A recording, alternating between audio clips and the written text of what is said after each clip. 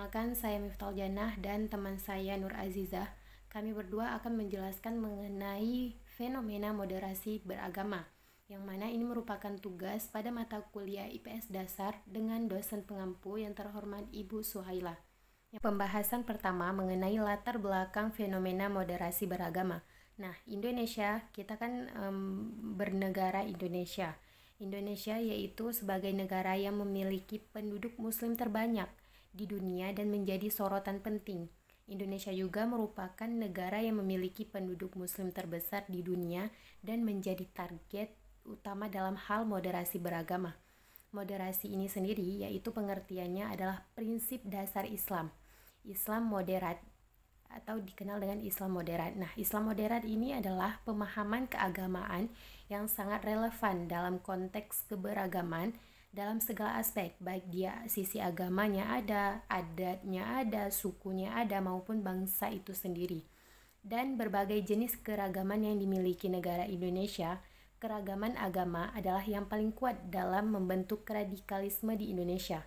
Munculnya kelompok ekstrim yang semakin melebarkan sayapnya disebabkan oleh berbagai faktor dari luar negeri, bahkan masalah politik dan pemerintahan juga. Maka di tengah hiruk-pikuk masalah tersebut yang tadinya dari ekstrim radikalisme dan penyebab-penyebab lain, masalah tersebut muncullah istilah yang disebut dengan moderasi. Selanjutnya mengenai definisi dari moderasi beragama atau yang disebut dengan pengertian moderasi beragama. Kata moderasi itu berasal dari bahasa Latin moderatio yang memiliki makna berarti kesedang dan tidak berlebihan serta kekurangan. Sedangkan dalam bahasa Arab ini sendiri, moderasi dikenal dengan kata wasat atau wasatiyah yang memiliki padanan makna atau pelengkap makna dengan kata tawasud, yang mana kalau bahasa Arabnya itu tawasud dan bahasa Indonesianya itu tengah-tengah, atau tawasud juga dikenal dengan i'tidal, yaitu adil, dan tawazun, berimbang. Menurut Luqman Hakim Syaifuddin adalah proses memahami sekaligus mengamalkan ajaran agama secara adil agar terhindar dari perilaku ekstrim atau berlebih-lebihan saat mengimplementasikannya atau saat mengamalkannya. Cara pandang dan sikap moderat dalam beragama itu sangat penting, teman-teman, bagi masyarakat, bagi negara dan multikultural seperti Indonesia ini, karena Indonesia hanya dengan cara itulah keberagaman dapat disikapi dengan bijak serta toleransi dan keadilan dapat terwujud. Dapat kita simpulkan dari kesekiannya tadi, yaitu penting bahwasanya kita harus mengetahui moderasi beragama ini bukan berarti kita memoderasikan agama, karena agama dalam dirinya sudah mengandung prinsip moderasi, yaitu prinsip keadilan serta keseimbangan. Baiklah, pembahasan selanjutnya mengenai moderasi beragama di era digital. Yang kita ketahui bahwasanya dunia sekarang sudah serba digital, yaitu serba canggih. Apapun kegiatan kita dapat repost dan juga kita dapat memberikan pemberitahuan kepada halayak ramai. Nah, di sini saya bukan berbicara mengenai itu, akan tetapi tetap poinnya yaitu moderasi beragama di era digital. Hasil survei nasional yaitu PPIM UIN Jakarta di tahun 2017 menunjukkan bahwa internet berpengaruh besar terhadap meningkatnya intoleransi pada generasi milenial, yaitu generasi kekinian, atau generasi Z, yaitu generasi akhir. Siswa dan mahasiswa yang tidak memiliki akses internet lebih memiliki sikap moderat dibandingkan mereka yang memiliki akses internet. Padahal mereka yang memiliki akses internet itu sangat besar, yaitu sebanyak 84,94%. Sisanya yaitu 15,06% bagi siswa atau mahasiswa yang tidak memiliki akses internet. Rupa-rupanya generasi milenial lebih mengandalkan dunia maya sebagai sumber belajar agama. Sebanyak 54,37%, siswa dan mahasiswa belajar pengetahuan tentang agama dari internet, baik itu media sosial, blog maupun WhatsApp. Baik, selanjutnya saya akan membahas mengapa perkembangan teknologi komunikasi dan informasi digital ini sangat berpengaruh terhadap perilaku sosial, termasuk perilaku manusia dalam beragama.